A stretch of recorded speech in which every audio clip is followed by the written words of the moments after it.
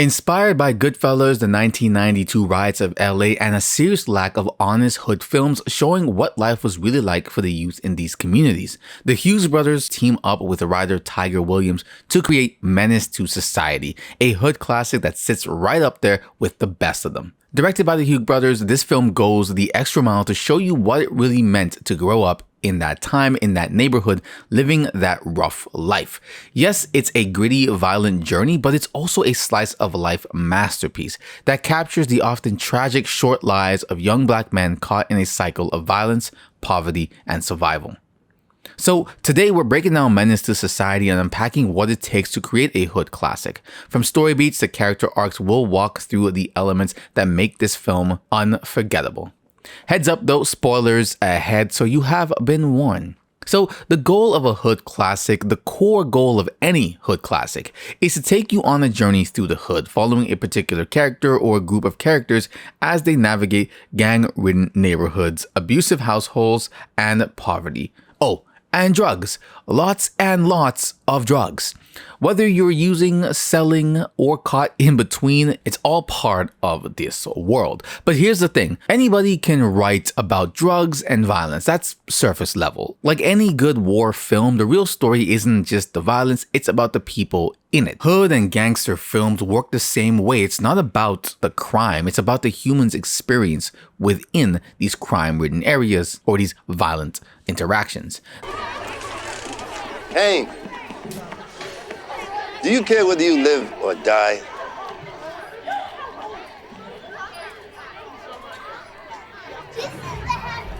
I don't know.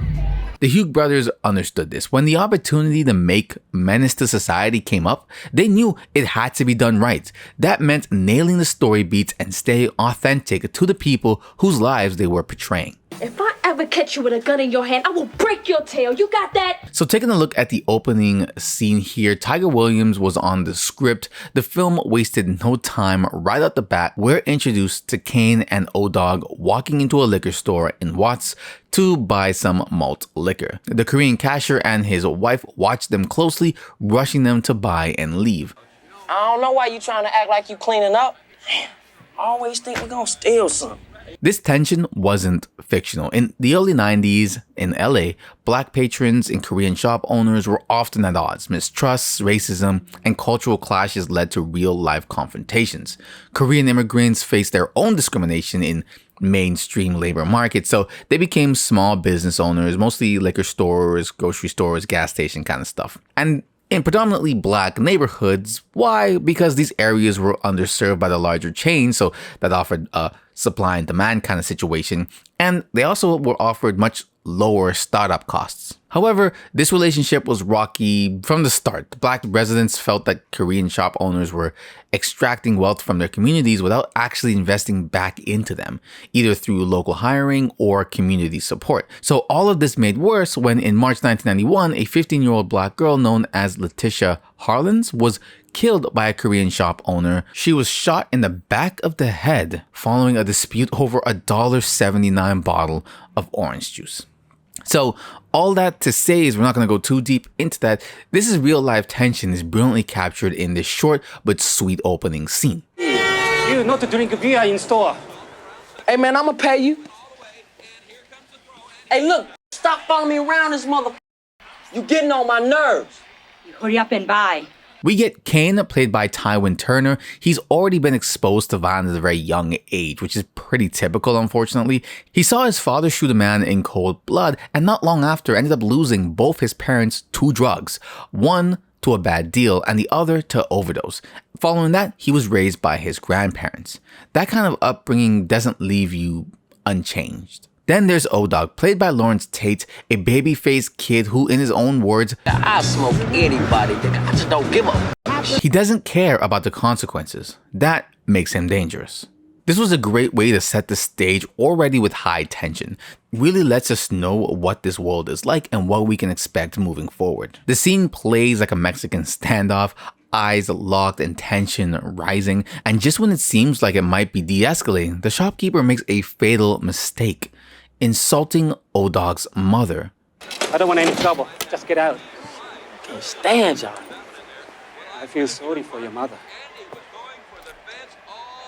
What you say about my mama? You feel sorry for who? And that's it. The moment everything snapped. This wasn't just racial tension, this was ego, respect, and an environment that teaches these young men that being disrespected requires maximum retaliation, especially for someone like O-Dog, who doesn't care about right or wrong, only about pride.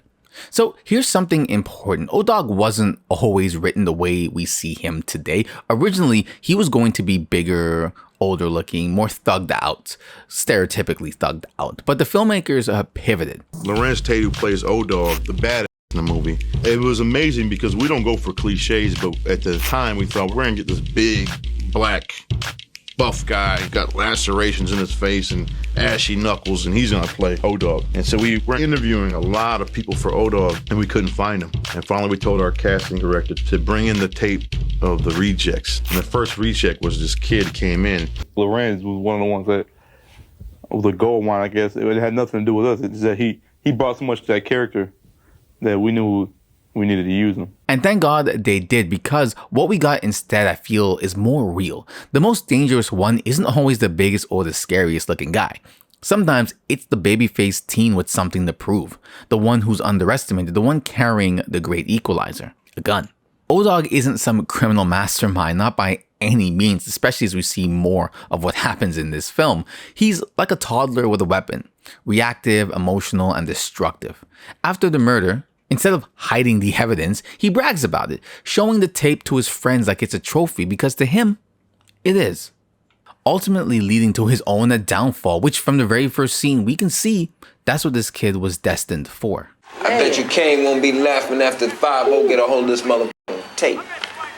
Then we got Kane caught in the middle. Kane isn't entirely innocent, though in comparison to O-Dog, he kind of almost seems like he is, but he's not that wild. So he's somewhere in between. He's shocked by what happened in the store, obviously, but not enough to walk away from that life entirely or walk away from O-Dog.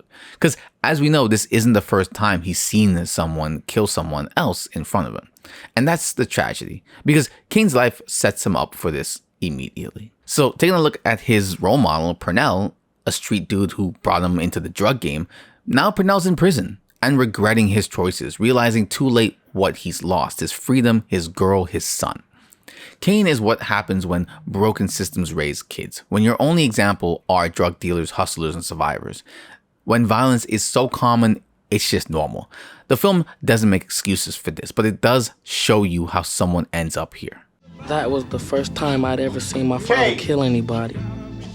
But it wasn't the last. I got used to it though. Which makes Kane's ultimate end so much more tragic, as the opportunity to escape that coming around full circle to realizing just that this life isn't gonna work, but it's too late. What's beautiful about Menace to Society is that it doesn't follow some neat 3-act structure. Like, it's not about reaching a specific goal, what I mean. It's about living day to day, surviving one moment to the next. Sure, there is a plot, things build, conflicts rise, stakes get higher, but it still feels like we're just dropping in on characters' lives. And I think that's what makes it feel so real.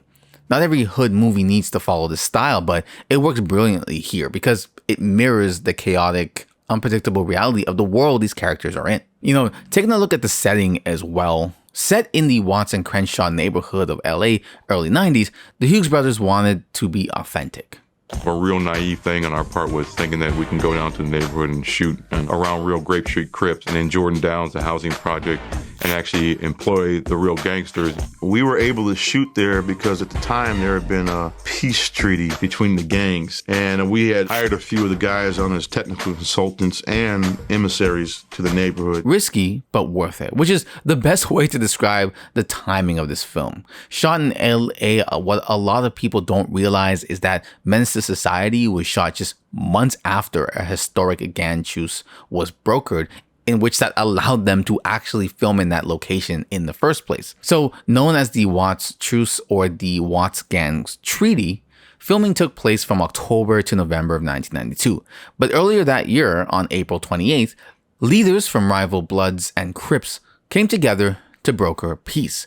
This included the likes of the Grape Street Watts Crips, PJ Watts Crips, Bounty Hunter Bloods, and Hacienda Village Bloods. Real heavy hitters. Also, even the Nation of Islam and other community leaders got involved too. It should have been a huge moment in history, right? Like, this is crazy. Brokering these peace agreements between these rival gangs. A huge turning point, but it got overshadowed almost instantly because the very next day, the LA riots exploded across the city after the Rodney King verdict dropped. This can also be attributed to why Menace's society feels so raw. It was born during a time of real tension and transformation. Yes, the truce was there, but it was fragile, and filming in these neighborhoods came with real risks. But the Hughes brothers and their crew believed the story was worth telling. So while the movie shows a world consumed by violence, it was actually made during one of the most powerful moments of hope the city had ever seen in years. So, not saying you need to go into gang-infested territories to get a good movie, but you should respect the story and the people involved in it to really be authentic. Menace to Society is more than just a hood movie. It's a snapshot of a generation, a warning, a tragedy, a true classic. If you're trying to create a hood film that stands the test of time, remember this, it's not just about the gang life, it's about why that life exists, who it affects, and how people live through it. You need tension, you need rawness, but most of all, you need honesty and relatability. No matter your class, these are human people and you can understand their pain. Because the hood isn't just violence and drugs, it's fear, it's family, it's survival, it's hope, it's everything. Everything you live in your normal life, with probably the stakes being 10 times higher. But when you show that honesty, I think that's when you create a classic. And that's it for the video. If you enjoyed, like, comment, subscribe, share this out with someone who would love it. And until next time, what do you recommend?